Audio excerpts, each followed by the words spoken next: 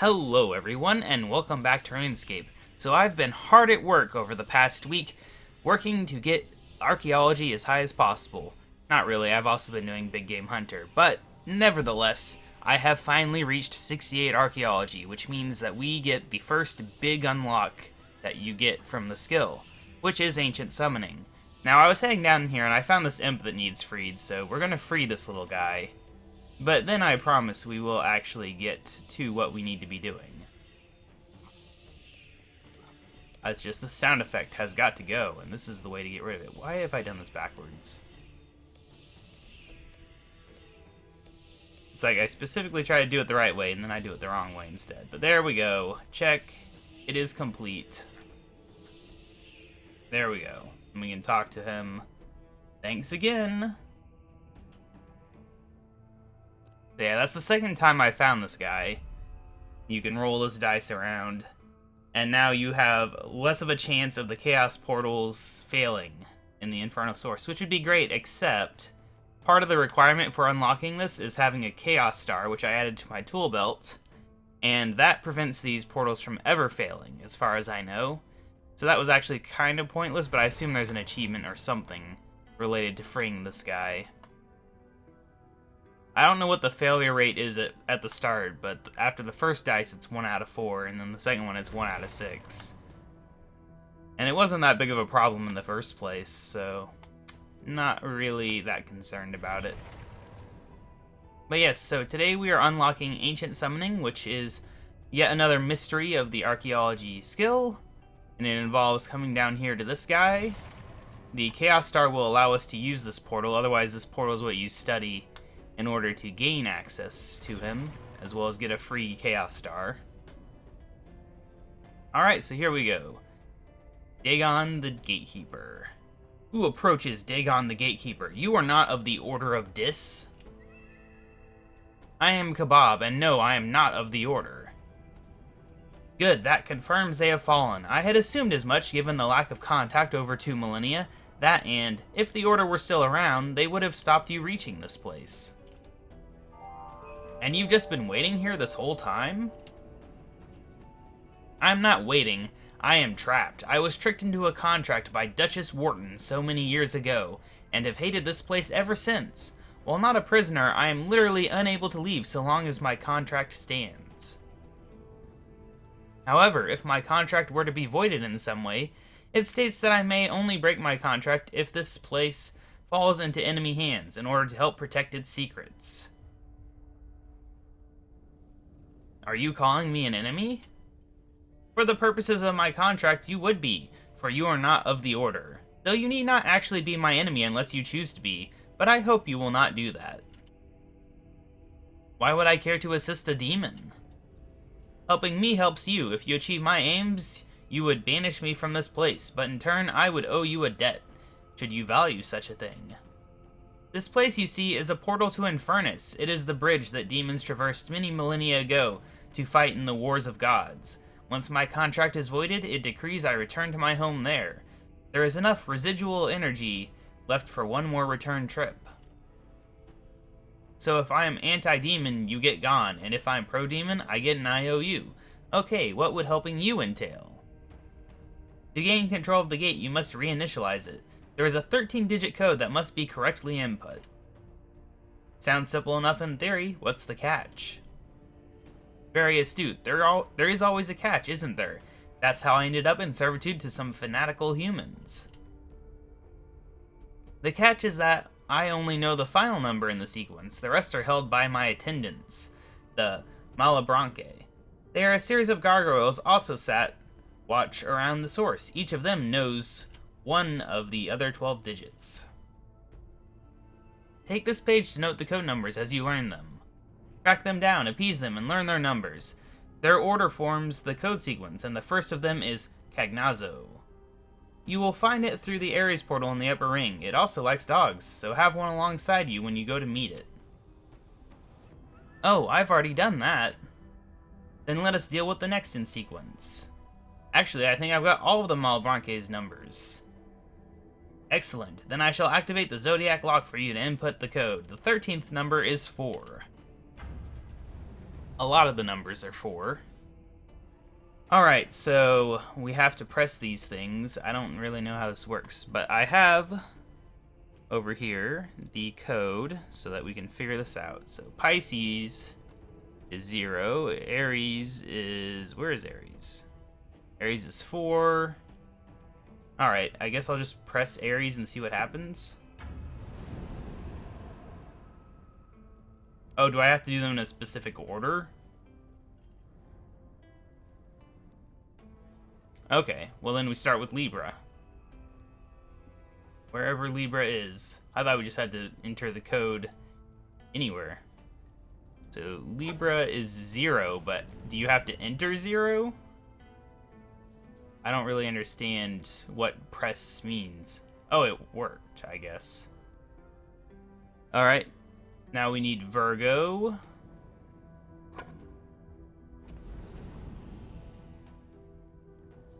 What does the number mean? Or maybe my character is just entering the number that he knows. Maybe that's how this works. Because clearly this is not actually doing anything. Which one did I just press? I guess I just pressed Scorpio.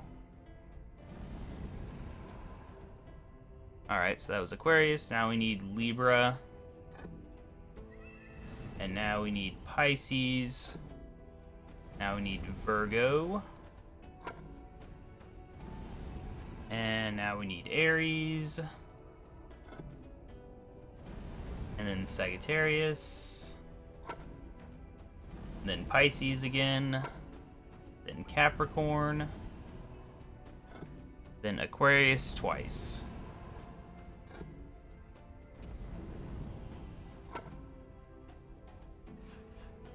This wasn't how I expected the portal to work. Not portal, but whatever it is. You have done it! I am free, after all of these centuries alone, trapped in this damnable place. And now this is the part where you betray me, right? I am the enemy of Dagon. Yes, that's how this usually goes. What? No, infernals are demons of their word. I do not know the events of history since the Duchess tricked me into this contract, but is it so bad as to make humans cynical to the integrity of my kind? Oh, well, most demons I meet are pretty aggressive, and a number have tricked me. Maybe not outright lying, though. I guess I do know a few that are friendly. Well, this is a sorry state of affairs. You can rest assured this will not stand. Now that my contract is void, I shall seek to instill some honor among my kind once more. I still likely have some contacts and friends in Pandemonium, and I intend to remove the tarnish of my kind's reputation. I thank you again, KaBob, and with the other part of my pledge to you, simply sign this pact and I shall grant you the power to bind demon souls to do your bidding. Alright. And conveniently, that is the last mystery of the Infernal Source dig site. It's weird that this dig site you finish at level 68, all the others are like 90 plus. Anyway, we have this here. I didn't even look at it, but yeah. I don't really know how those numbers mean anything. But anyway, let's sign this pact with Dagon. Ooh, I wasn't expecting that. Alright. And I guess he just stands here. He's not leaving. Oh yeah, he asked for some new weapons, but we can't get those for like 30 more levels. So that is that. But anyway, we can go ahead and leave. I think I'll just teleport out.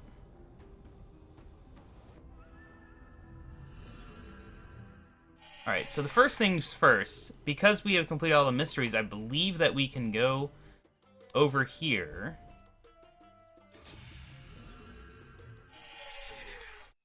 And talk to Mavario. Mavario was right. The buried Star Lodge contained a secret cult dungeon hidden beneath it, and within that, a portal to the source itself. How many were taken by this cult and sacrificed over the centuries? It's horrific to even think about. To have your soul ripped out to power a portal to Dis, to bring forth demons into this world. Dagon the Gatekeeper, an unwitting and unwilling participant in this hellscape, is as much a victim as those sacrificed. Is Dagon what the monolith desired we uncover? I wasn't expecting a cutscene.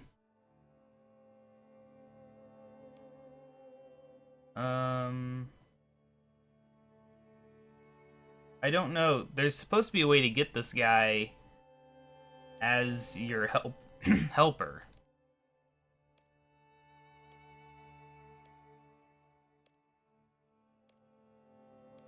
Oh, no, wait, I didn't want to say goodbye.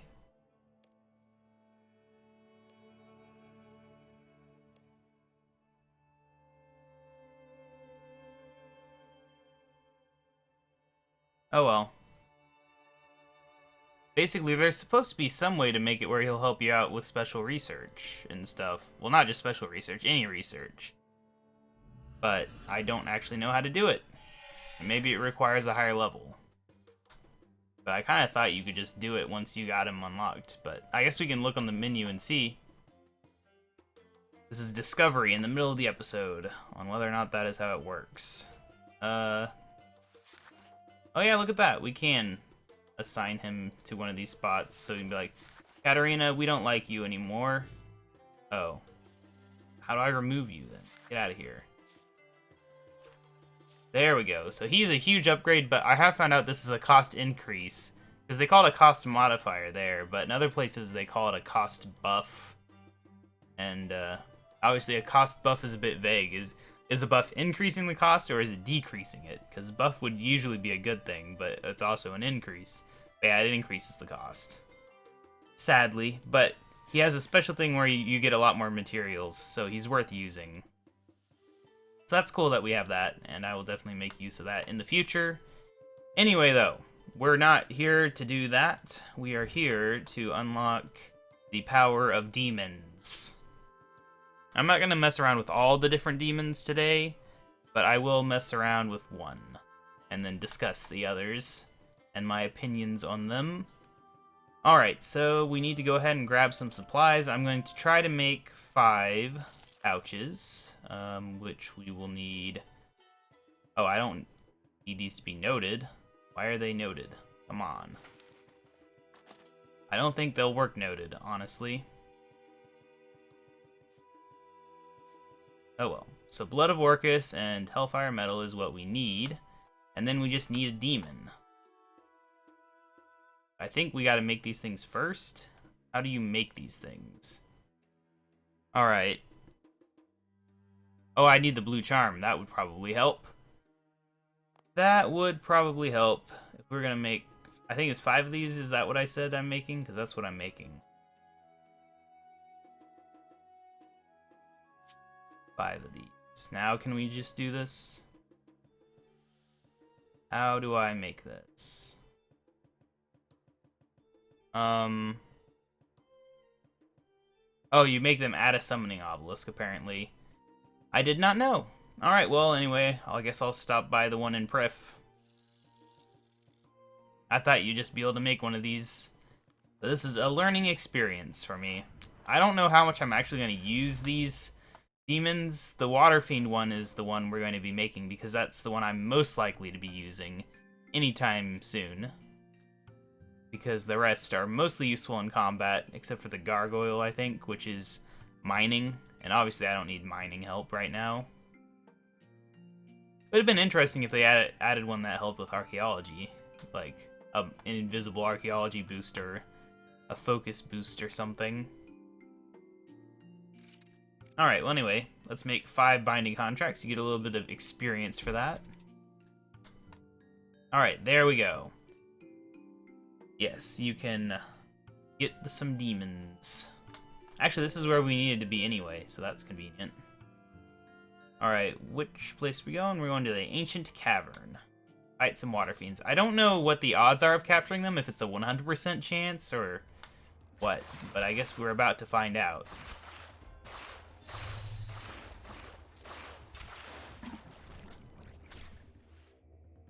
Alright, so yeah, we caught him.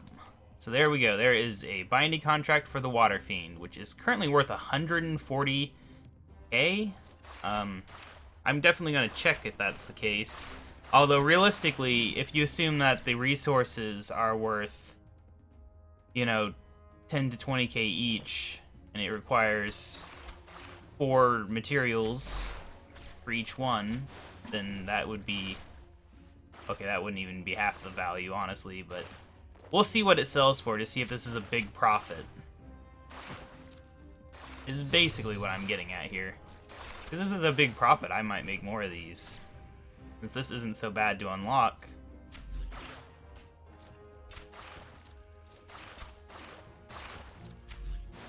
Alright, and there we go. I have made 5 of them. That's really easy.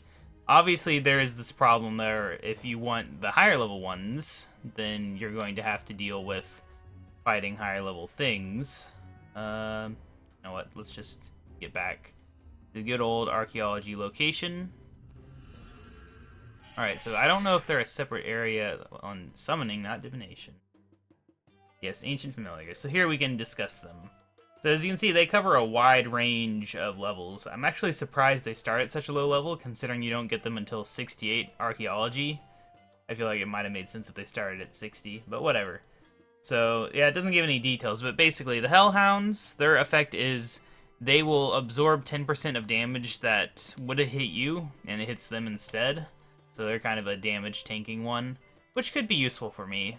I kind of like that idea.